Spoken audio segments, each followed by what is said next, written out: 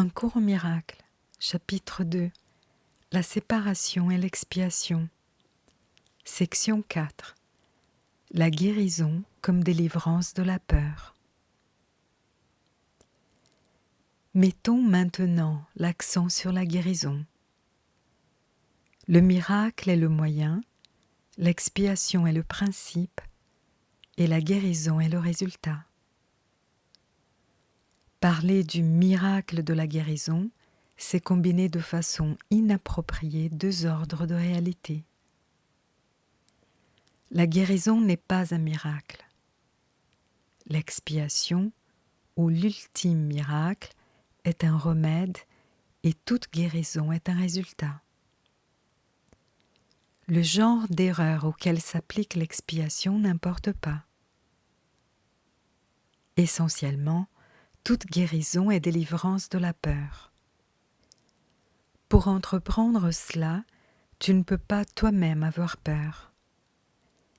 Tu ne comprends pas la guérison à cause de ta propre peur.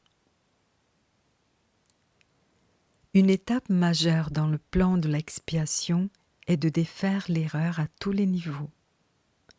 La maladie, ou la non-justesse d'esprit, est le résultat d'une confusion de niveaux parce qu'elle entraîne toujours la croyance que ce qui ne va pas à un niveau peut en affecter un autre défavorablement.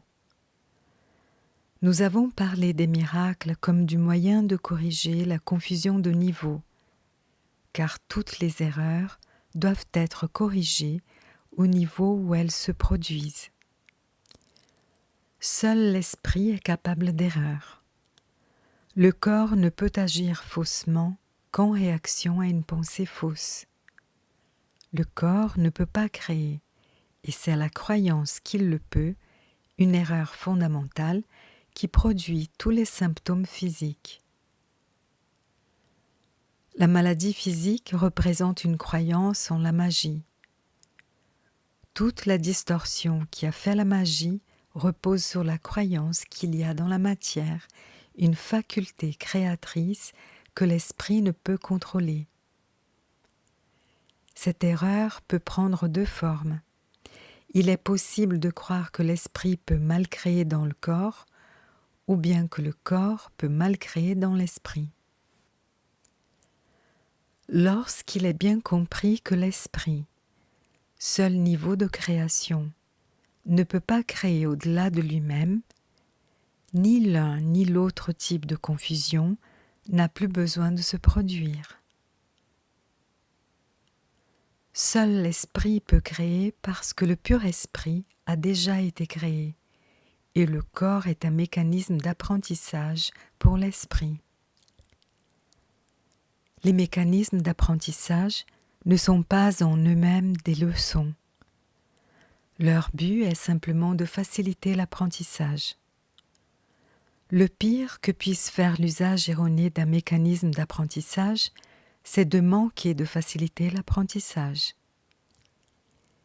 Il n'a pas en soi le pouvoir d'introduire des erreurs d'apprentissage proprement dites. Lorsqu'il est bien compris, le corps a ceci de commun avec l'expiation qu'il est invulnérable à toute application à deux tranchants. Ce n'est pas parce que le corps est un miracle, mais parce qu'en lui-même, il ne prête pas à la mésinterprétation.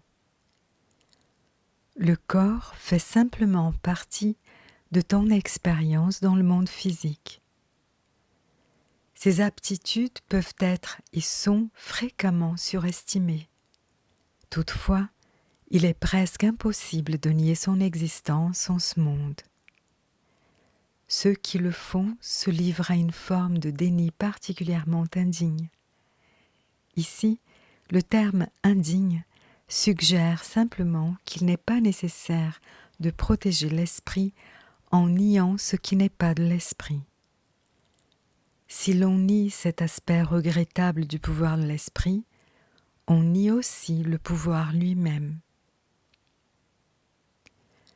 Tous les moyens matériels que tu acceptes comme remède contre les maladies du corps sont des réaffirmations de principes magiques. c'est le premier pas dans la croyance que le corps fait sa propre maladie. C'est un deuxième faux pas que de tenter de le guérir par des agents non créateurs. Toutefois, il ne s'ensuit pas qu'il est mal d'utiliser ces agents à des fins correctives. Parfois, la maladie a une prise suffisamment forte sur l'esprit pour rendre une personne temporairement inaccessible à l'expiation. Dans ce cas, il peut être sage d'utiliser une approche de l'esprit et du corps qui représente un compromis en donnant croyance temporairement à l'action guérissante de quelque chose d'extérieur. Ceci parce que la dernière chose qui puisse aider ceux qui ne sont pas dans l'esprit juste ou les malades est une augmentation de la peur. Ils sont déjà dans un état affaibli par la peur. S'ils étaient prématurément exposés à un miracle, ils pourraient être saisis de panique. C'est ce qui risque d'arriver lorsqu'une perception sans dessus-dessous a induit la croyance que les miracles sont effrayants. Ce n'est pas dans la manière dont elle s'exprime que réside la valeur de l'expiation. En fait, si elle est utilisée véritablement, elle s'exprimera inévitablement de la façon qui pourra le plus aider le receveur. Cela signifie qu'un miracle, pour atteindre sa pleine efficacité, doit être exprimé dans un langage que le bénéficiaire peut comprendre sans peur. Cela ne signifie pas nécessairement que ce soit le plus haut niveau de communication dont il est capable. Cela signifie toutefois que c'est le plus haut niveau de communication dont il est capable maintenant. Le seul but du miracle est d'élever le niveau de communication et non de l'abaisser en augmentant la peur.